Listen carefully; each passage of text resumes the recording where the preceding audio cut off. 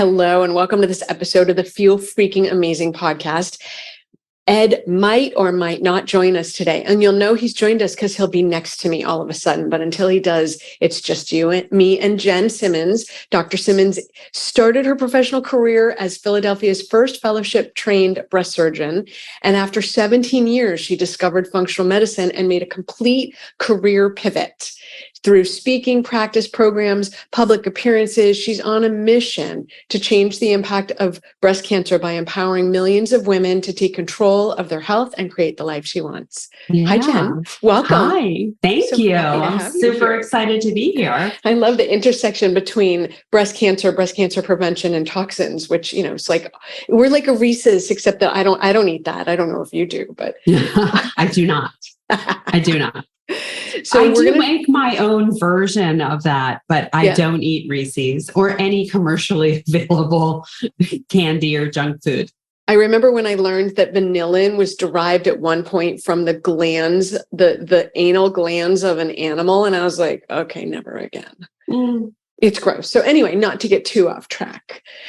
So you're into transforming the treatment of breast cancer. But I think to do that, we have to back up and talk about why do people get breast cancer? What does it look like? How do they know they have it? Yeah. So breast cancer, let's first talk about why most people know that they have breast cancer, because most people are stuck in that whole mammographic screening program. So if we could talk a little bit about one of the biggest toxins that we are telling women are good for them and necessary, and they're stuck in this cycle. The mammographic screening program was invented in the 1970s, and it was based on the premise that breast cancer was linear and predictable. So breast cancer starts at some minute size and grows in a linear fashion, reaches some critical mass, at which point it is more likely to metastasize. And if you could identify a breast cancer before that critical point, then you could decrease the amount of treatment people got and save lives. And it's a lovely premise. It just doesn't happen to be true. And the reason that we know this is because no matter how many women we screen every year, and no matter how many cancers we find every year, the same exact number of women present with late-stage disease, and the same exact number of women die of breast cancer every year. And no matter how much mammographic screening is going on, we are not impacting the number of women that die every year from breast cancer. So, the vast majority of women are getting diagnosed with breast cancer because they're getting mammograms. They're using a test that causes cancer to screen for cancer. Okay, you totally just threw a flamethrower in here. So why? That's a pretty bold statement. So back it up. What do you mean? So mammograms are radiation. And what radiation does is it causes free radicals, and free radicals then cause DNA damage. And this is what happens. Damaged DNA is essentially a cancer cell. It's so funny because I just want to interrupt you, Jenn, because I think about if this were a testicle, we would never be squeezing it to death and saying that's good. Men would never be like, yes, I'm going to go for my yearly testicular squeezing. No, they would never do that. Never. But we have that all across the board. Mammograms is one area, but we can also talk about the fact that hormone replacement is considered a luxury. It is, many people still consider it dangerous. And yet you would never say to a man, okay, you are going to overnight become disinterested in sex, still have to have sex. Sex will be painful, and it's going to go, you're going to be depressed. You're going to be anxious. You're going to have difficulty sleeping. Your joints are going to ache. Your bones are going to weaken. Your heart is going to become less healthy. You're going to be at increased risk of Alzheimer's. But don't worry, those symptoms that you're feeling will only last for about 10 years, and then they'll start to go away. The rest of the medical problems will continue to be bad and likely take your life, but this is how it happens, right? Men would be like, you're out of your mind, and that is unacceptable. And yet we say that to women all the time. And okay. So let's go back to the mammogram thing. Yeah. If it's not, so we're torching the idea that you need a yearly mammogram, but what else? I don't think that it's mammogram or nothing, right? No, it's definitely not other mammogram or nothing. But first, let's get the facts out there. So we are told that mammograms save lives. And if a mammogram saves one life in 10,000, over the course of women's lives, when we're radiating women at least once a year, many times we're being radiated more than once a year because the callback rate is somewhere between 30 to 60%, depending on what state you're in. So now we're talking about radiating women multiple times a year and for multiple years in a row, because once you get caught in that callback cycle, you're called back again and again and again and again and again. So this radiation over someone's lifetime has nowhere to go. It is just building up in our bodies like a toxin, and that actually will reach critical mass and cause breast cancer. So for every 1 in 10,000 lives that we save using mammogram, we're going to cause about 7 cancers, which is why the mammographic screening program has been done away with in countries all over the world. It's just not happening here because we don't have a healthcare system. We have a sick care system. And so there is nothing in place to protect people's health. So if you want to protect your health and you want to prevent breast cancer, mammogram has nothing to do with prevention. It's all about early detection. You actually have to develop the disease to have mammogram be useful for you in any way. And what we want to do is not develop the disease. And so breast health is health. And the same things that promote healthy breasts promote a healthy heart, a healthy brain, a healthy gut, healthy bones. It's all the same thing. So it's about eating in an anti-inflammatory way. It's about getting the processed food out of your diet. It's about getting the sugar out of your diet. It's about getting the gluten out of your diet. It's about getting the things that we know are harmful out of your diet. It's about moving. We are a nomadic people, all of us. Even though we are living in modern times, we're living on a very old gene code, and our bodies only know movement. And if you don't move your body, you lose it. So it's about being active and being active throughout the day, not, no exercising couch potatoes. It doesn't count. You have to move throughout your day. It's about prioritizing sleep. We are a nation that only values the waking hours. And the truth is that sleep is when the healing happens. And if you're not sleeping, you're not healing. If you're not sleeping, you're not detoxifying. We are going to encounter toxins in the course of our day. For sure, it's unavoidable. But you need to sleep at night to get rid of those toxins. And the only way that you're going to do that is if you're actually sleeping at night. And it kind of has to be at night. We know that shift workers... We need to honor the circadian rhythm. Yeah. We can't buck the system on that one. Exactly. So we know that shift workers, people who work the night shift, have more chronic disease than people who are sleeping at night and working during the day. So you can't get away from Mother Nature. You can't get away from circadian rhythm. I'm sorry. And I know we need shift workers. So, I'm sorry if that's your lot in life, but it's just not healthy. Right. It's not optimal. It's not optimal. Let's go back to, we've nixed the mammogram. Yeah. What are people's options? And it's so funny that we're having this conversation because I have a patient who has discomfort in her breast. So I'm like, let's get an ultrasound. She just happens to be like 79 years old and they don't want to do it without a mammogram. And I'm like, patient declines mammogram. And I would say 95% of the places around us don't want to do it. And the one that does do it is booked until January 24th. And we're now recording 6 months before that. So I was like, that's not really a starter. That's a non-starter. Like, this isn't a screening either. This is, she has discomfort. So the system's really woefully designed. So that is a CYA system, right? And most physicians and their programs, their systems, they are not critical thinkers. They are not thinking outside of the box. No, it's minimum viable product. Yeah, it's really minimum viable product management. Yeah.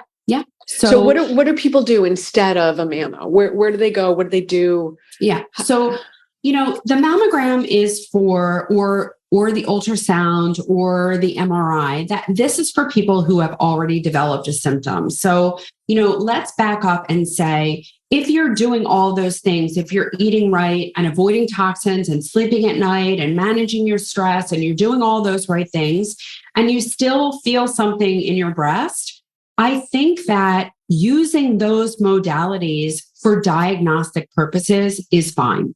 Mm-hmm. What I am saying is we should not be radiating everyone every year under the pretense that we're saving their life, because we're not.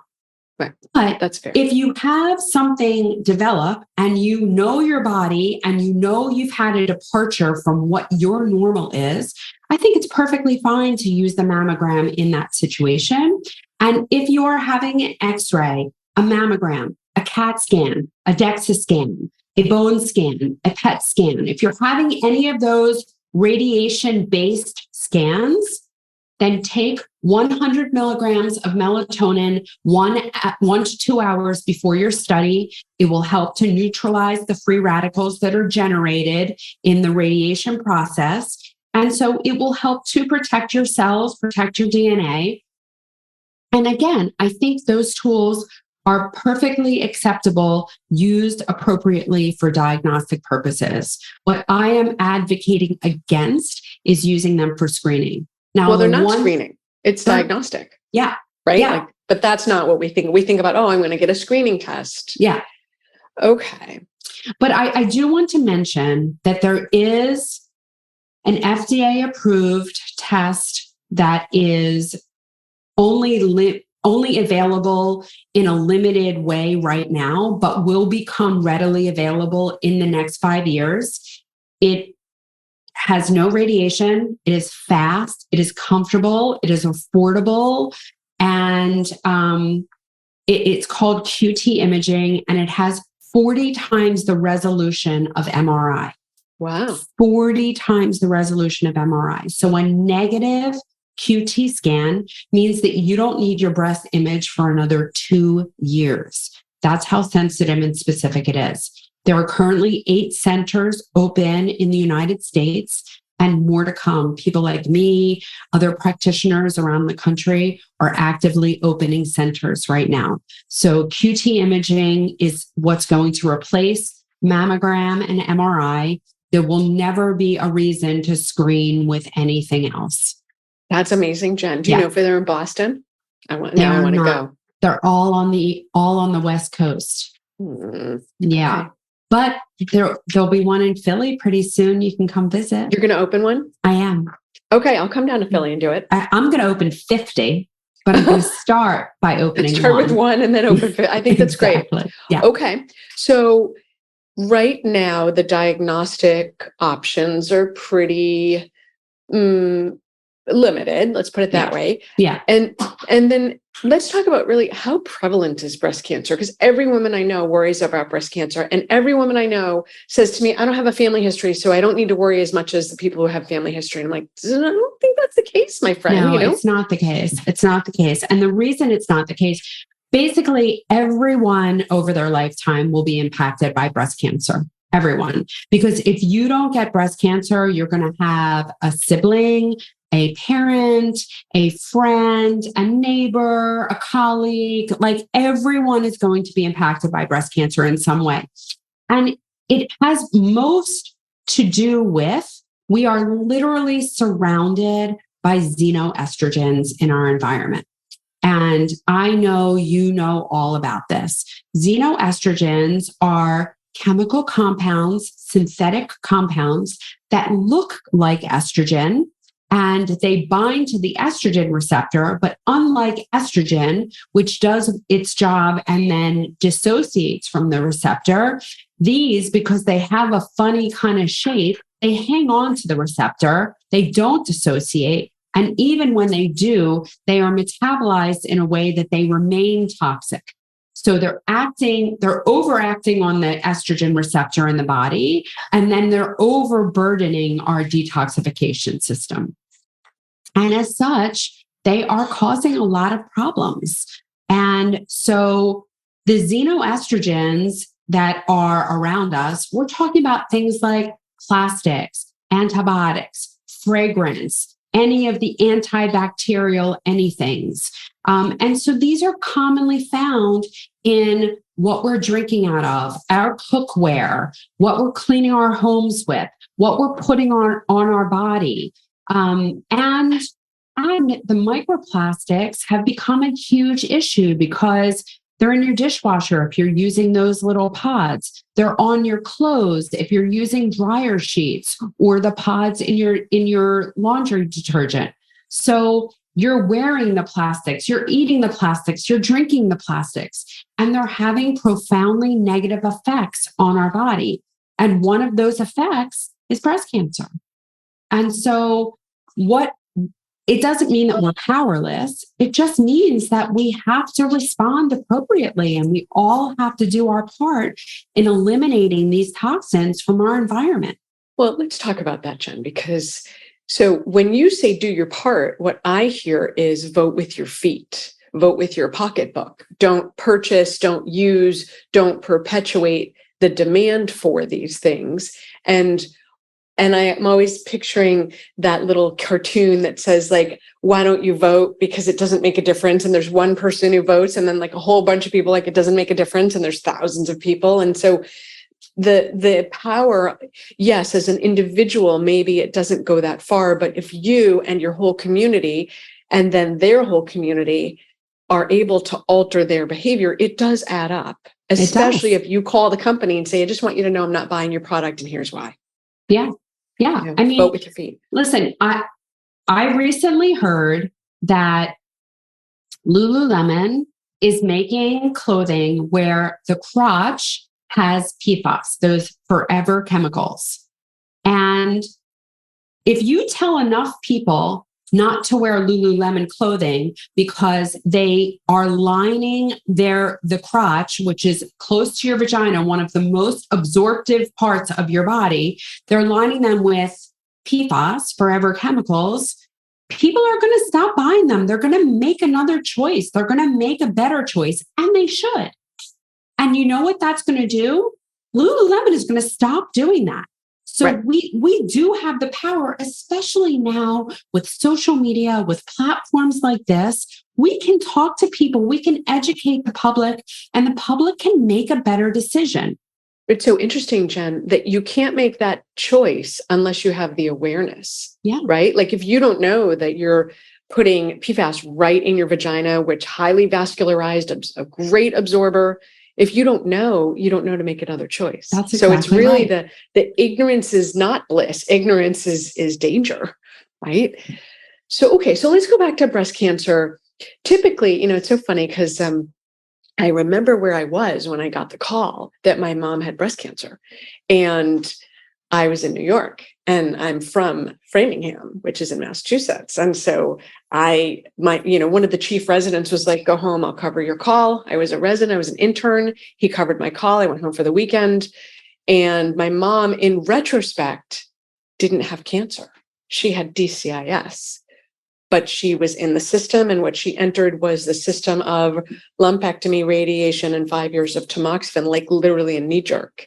And it was only years later that I kind of came up for air and went, yeah, it's not really clear if that's a cancer, right? And I know that since mammograms have come into common use, the incidence of DCIS has gone up significantly into high double digits. Yeah. That we're calling things cancer that might really just be somewhere in the process of repair.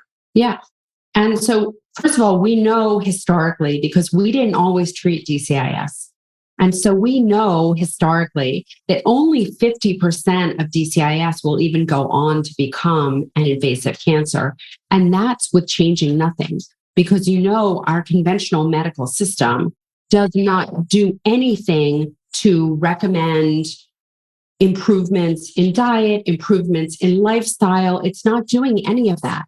And so this DCIS, once we've labeled people with DCIS and told them that they have cancer, and that's really the way that they understand it, right? They're not told that this is a pre-malignant condition, and they are thus treated exactly like they have invasive cancer. They're given invasive surgeries. If they're not undergoing lumpectomy, they're undergoing mastectomy. So this woman with a non-invasive change in her breast undergoes mastectomy, will never, for the rest of her life, ever forget that she had breast cancer. Right. You have forever changed her, and she will ever live with the fear that she had breast cancer, right? We are not serving these people. And the ones that don't have mastectomy, they have the lumpectomy, they have radiation. We know that radiation has very long-term ramifications. And most of them are going on hormonal blockade that then accelerates heart disease, accelerates bone loss, accelerates brain damage. I mean, these people they're having depression, anxiety, they're at increased risk for Alzheimer's. We are really first, do no harm. That has blown out the window. We are harming people. We are for sure harming people. So now we're back to what's a girl to do, right? So okay, let's separate out the people with invasive cancer and set them in a different bucket.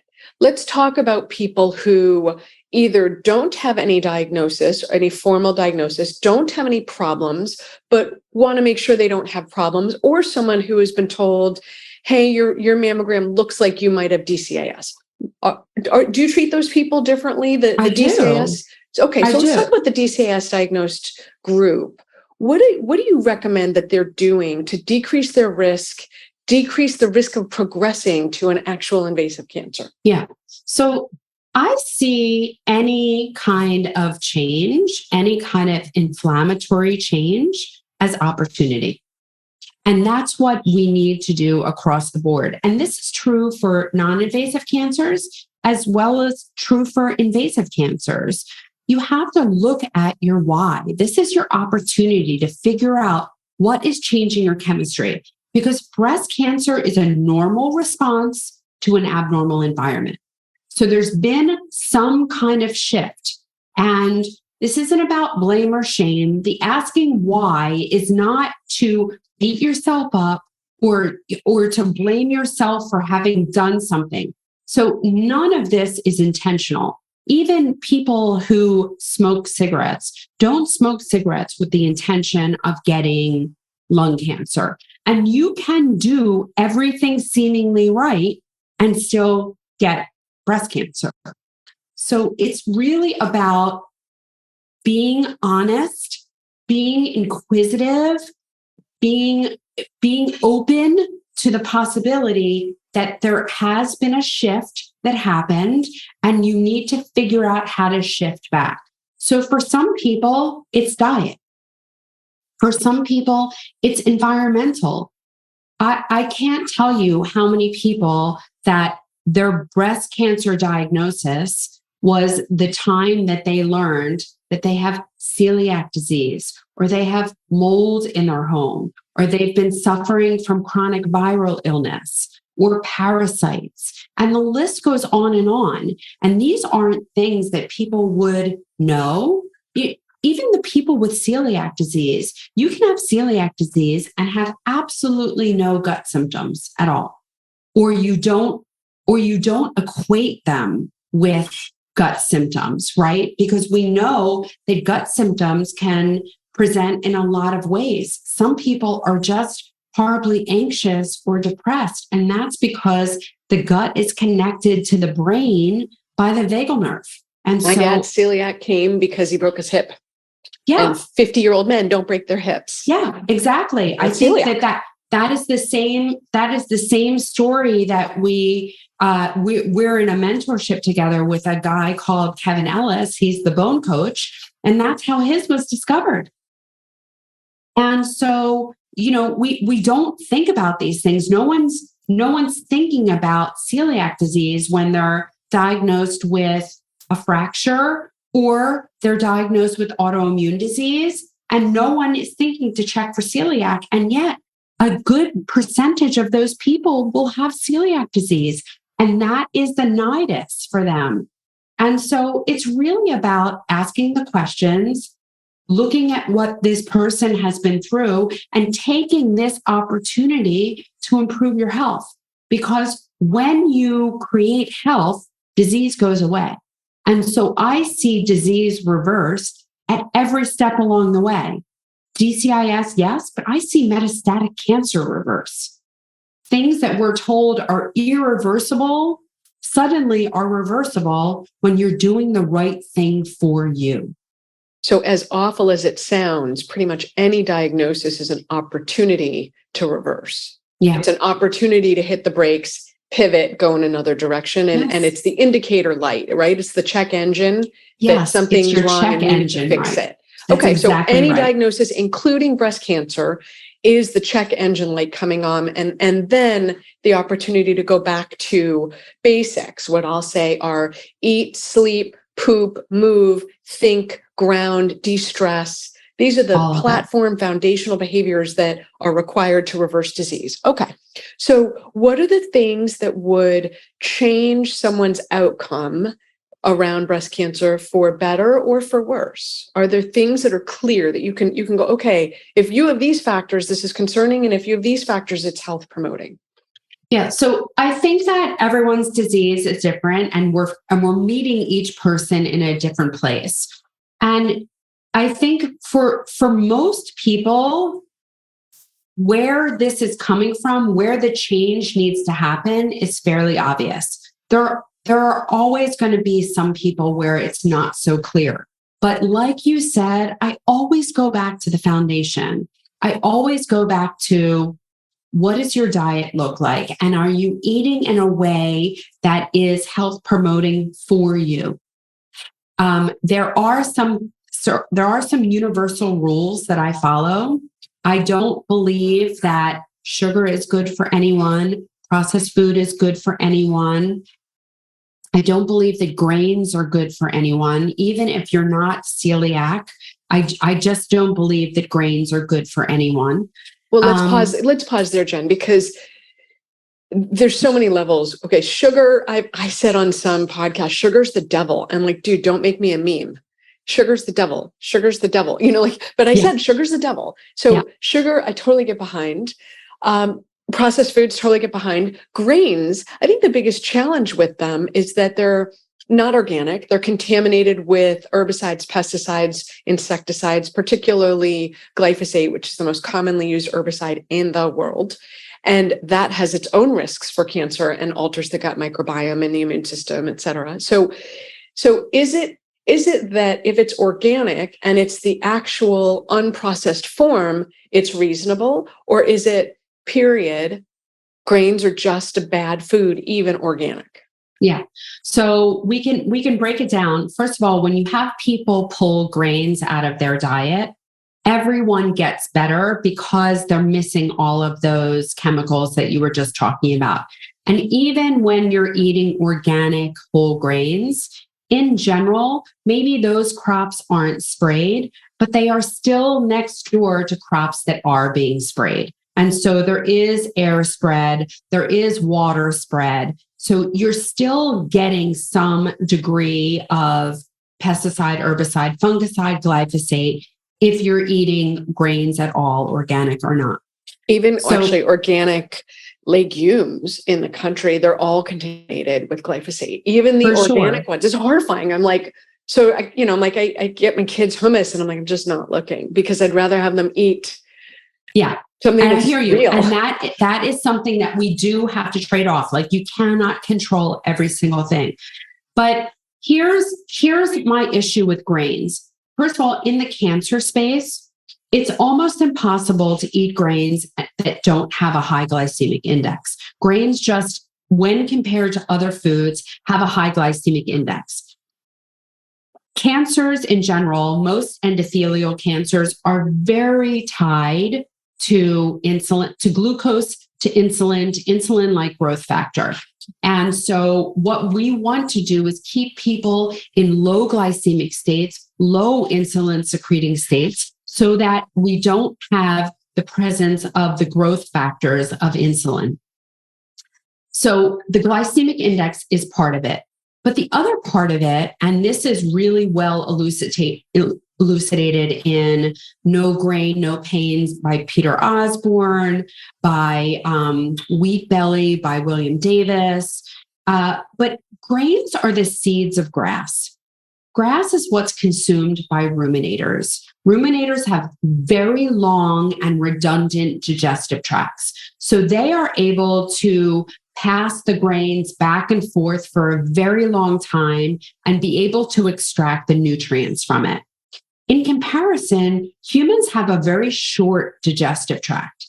And so not only are we not able to extract the nutrient from grains, but we really weren't meant to consume grains. So grains are seen as a foreign food by our gene code. And truthfully, we've only been consuming grains for the last few thousand years. Before then, we did not eat grains at all. And so everyone is going to get some degree of inflammation from grains. Some people a little, some people a lot. But I have to live in that anti-inflammatory space. So I'm really not including inflammatory foods in a diet that I'm recommending to people. So are there some people that can tolerate grains, that have good insulin levels, that have good glucose control? Yeah, probably. But if we never ate another grain again, we would suffer no nutritional deficiency. So if we have no nutritional need for grains, I just don't see why we should include it in our diet. I think our diet should be made up of things that benefit our health. So it's such an interesting point you make, Jen, because if you, and as a celiac person, if you eat gluten and have the genes for celiac, you don't have to have celiac, but you have the genes, the DQ2, DQ8, when you eat gluten, the specifically gluten or the gluten grain, so barley malt, rye, wheat, kamut, spelt, triticale, if you eat those, you're going to open the lining of your tight junctions, meaning the outside world and the inside world are exposed to each other for 4 hours. 4 hours. And now if you have a standard American diet and you're eating gluten 3 times a day, essentially your tight junctions are open your whole day. Open. Which means your immune system is like, what is this? But here's the thing. Here's the crazy part. If you don't have the genes and you eat gluten, you still open your tight junctions. It's just for less time. So it's about 4 hours. It's about 15 minutes instead of 4 hours, but you still open the tight junctions and get your immune system and maybe checked. It's 15 minutes, maybe. I think that there are varying degrees of sensitivity to gluten. So I do think that time varies for people. And the people who are particularly not sensitive, maybe they have a 15-minute gate opening. But I think that there is a spectrum. Yeah. So avoiding sugar, processed foods, and grains. Is there anything else that impacts response to cancer treatment or response to crafting a wellness plan around food? Yeah. Well, I need to include dairy in there because the proteins in dairy are very similar to the protein in grains because that's where the dairy gets its protein from, right? So the animals that make dairy eat grass And then that is converted into the dairy in that animal. So the proteins are very, very similar. So I do not advocate for dairy. Dairy is, the purpose of dairy is to make a baby something into a big grown something. It is a growth factor. And I don't think that adults of any kind need more growth factor. So I include dairy in there. And then, what we eat matters, but when we eat really matters too. And so I am very concerned around fasting. And there are a number of ways to fast, and different fasting routines are important at different points in people's journey. But we are not meant to be grazers. We are not meant to be eating all the time. And mostly for the reason that you pointed out, in that every time we eat or drink something, our immune system has to check that out and decide if it is friend or foe. So if you are constantly eating or drinking, your immune system is constantly on. Our immune system is like our army that's guarding our health, right? So if you don't give your army a break, yeah, maybe it can do it for a day or two, but it can't do it for weeks and months and years on end. And yet that's what we ask. That's what we ask of our immune system when we are eating all the time. And in addition, what happens is if you're eating all the time, the other things that get tired, like your pancreas gets tired and you stop making as much pancreatic enzyme. So now you're forced to use your white blood cells to break down your food. Now your immune system is really, really shot. And these are the people that get into trouble with illness because their immune system is just exhausted from eating all the time. So, we all need to get back to that evolutionary place. And the truth is that you were not out of the cave and eating at night, because if you were out of the cave and eating at night, guess what you were? Someone else's food, right? And so we are meant to function optimally, either in a fed state or an unfed state. And most people will say, like, they get a little tired after they eat because your body is sending its energy to digest. And the truth is that, it's not like you could come out of the cave in the morning and encounter a saber-toothed tiger and say, hey, could you just wait a second because I haven't had my breakfast yet? No, right? We are capable of having tremendous amounts of energy, whether we're in a fed state or not in a fed state. And we need to respect that, because it's only when we are in an unfed state that our body can repair and do all of the mechanisms of healing that it's supposed to do.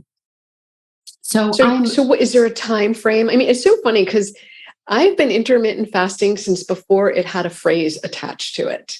Because I was just talking about this yesterday. Yeah. I just liked eating in a window, and that's just how I felt good. And then I laughed because I was like, oh, it's called intermittent fasting, but I've been doing it for years before that. So yeah.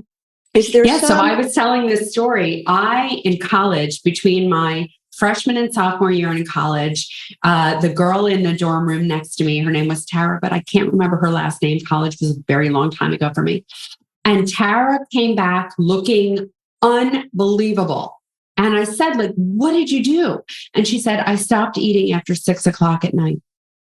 And I had no idea that was intermittent fasting. I had no idea that was circadian timing, right?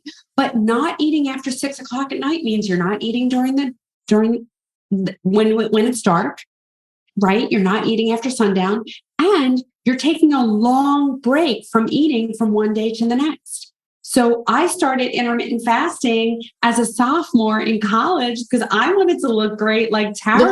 We want to look like Tara. Yeah. And so I was doing the same thing. And then when someone called it intermittent fasting in, 2019 or whenever that was, I was like, yeah. So yeah, I think that everyone should take long breaks from food from one day to the next. Everyone, I think, has a different kind of rhythm that they need to be on. The rhythm changes depending on where you are in your menstrual cycle, because in the first part of the month, you definitely want to have a lower carbohydrate, higher fat to help with estrogen production. In the latter part of the month, during your luteal phase after ovulation, you're going to tolerate way more carbohydrate because that helps with progesterone production.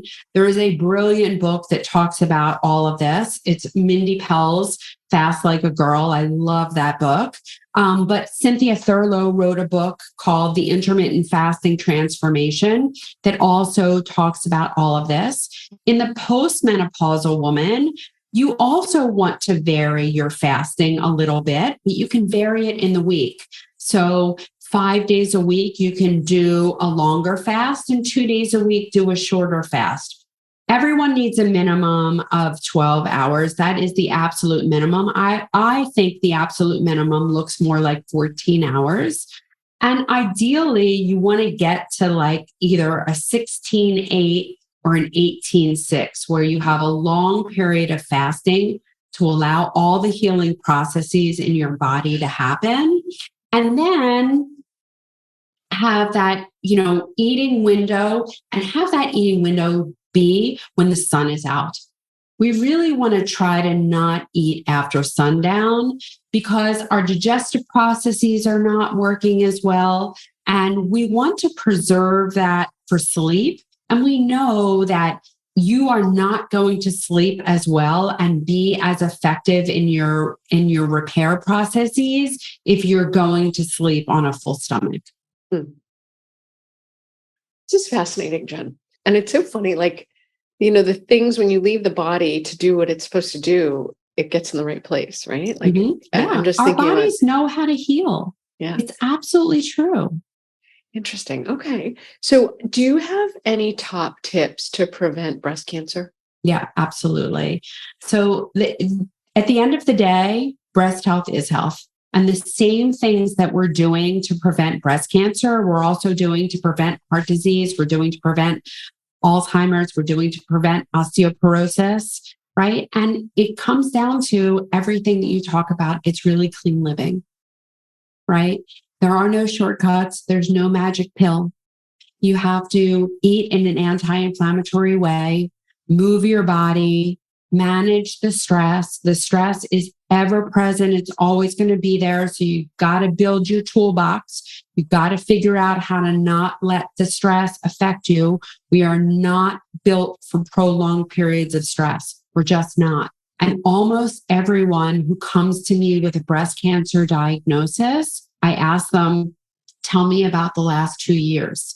And they tell me about a divorce, a death in the family, having to care for a sick child or a sick parent or a sick spouse. They tell me about trauma. They tell me about a job loss. They tell me about a move.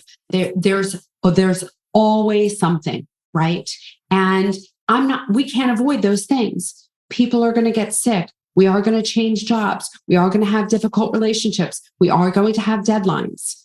But the thing is, we can choose what we allow to impact us. And so you have to build your stress management toolbox. You have to prioritize sleep. You have to sleep at night. There's no way around it. You have to avoid as many toxins as you can.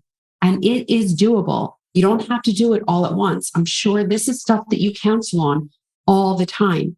Change one thing at a time. Change the low-hanging fruit. Get rid of your nonstick cookware. Stop drinking out of plastic. Stop using antibacterial anything. Change your products that you're putting on your body, but change one thing at a time. Get used to that. Get accustomed to that. Let that become your new normal, and then change something else. Every positive change you make will have a positive effect on your body. It will have a positive effect on your family. It will have a positive effect on your friends. This is really paying it forward. When you get healthy, you are paying it forward without question. Yeah, 100%. It's improvement. It's like sleep gets sleep, improvement gets improvement, and it's all a feed forward cycle. Absolutely. So Absolutely. this has been amazing. And I could talk, I know I love you to pieces. I could talk to you for hours about this. So Well, tell we me definitely are kindred spirits. Totally. Tell me where people can find out more about you. And we will put this all in the show notes so people can click on it. Absolutely. Absolutely. So my website is realhealthmd.com, and you can find me there. If you're looking to work with me, you can apply for a call there. You can follow me on social media. I'm at Dr. Jenn Simmons, and my Jen has 2 N's. And lastly, if you want to be part of my community, I have a free Facebook community called Keeping Abreast with Dr. Jenn. You can have access to me, you can ask questions, and in that space, we always publish what I'm up to. So you can see my latest videos. You'll probably see an announcement for this podcast, and anything that you want to know about breast health, you're going to find there. That's great, Jen. And you have a podcast of your own? I do. It's called Keeping Abreast with Dr. Jenn. That's what so it is launching in 2 weeks. I am super excited about it. And it's going to feature wonderful people like yourself and all people who are kind of like-minded in the healthcare space, because we are truly about healthcare and not sick care. Our conventional medical system, as you very well know, because you came through it just like I did, our conventional medical system is very broken. It is focused on the wrong thing. The only way to get into that system is to fail. And, it is really designed for failure, because if you come into that system and you say, I'm tired, I'm achy, I have no libido, I can't sleep at night. What do? They run a meaningless panel. They tell you you're fine. They put you on the line of fine. I think that's your line and not mine. And they just send you home and tell you to come back when you're really failing. And I know, there's a better way. I know there's a better way. Health is not the absence of disease. Health is optimum function. And I, like you, want to help everyone to function optimally. And I'm having people on my podcast who are doing the same thing. We're focused on the right thing. We're focused on health. Yes. I think that's a perfect place to stop. Dr. Simmons, thank you for joining us for this episode of the Feel Freaking Amazing podcast. If you're listening, this is Dr. Jenn Simmons. Ed didn't make it to hang out with us today, but he'll be here for another podcast. And Jen, thanks for being here. It was my pleasure. Always love spending time with you. Ditto.